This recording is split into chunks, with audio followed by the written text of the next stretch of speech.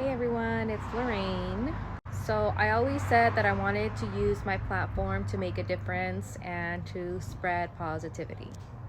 So, I have gathered some resources that I will be placing at the end of the video in case you do want to donate or if you are someone that was affected by the fire.